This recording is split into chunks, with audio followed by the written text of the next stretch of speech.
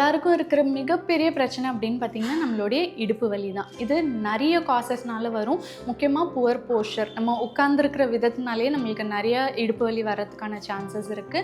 அதே மாதிரி நம்ம நிறைய வண்டி ஓட்டும் போதும் சரி, நிறைய கீழே குனிஞ்சு நம்ம வேலை செய்யும் போதும் சரி, நம்மளுக்கு இந்த பெயின் வர்றதுக்கான நிறைய வாய்ப்புகள் இருக்குது. ஸோ இதை எப்படி நம்ம சரி செய்யலாம் அப்படின்னு பார்த்தீங்கன்னா, முக்கியமாக 2 விஷயம். நம்மளுடைய பேக் மசில்ஸை நம்ம ரிலாக்ஸ் பண்ணணும். அங்கே டைட்னஸ் இருக்கும். ஸோ அதை நம்ம ரிலாக்ஸ் பண்ணணும் அண்ட் ஸ்ட்ரெங்தனும் பண்ணணும்.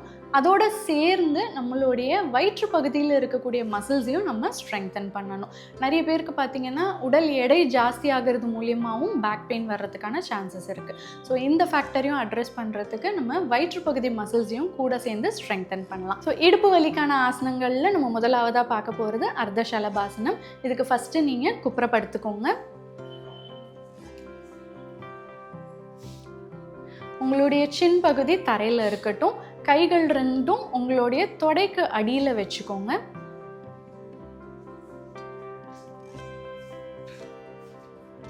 கால்கள் 2ம் சேர்ந்து இருக்கட்டும்.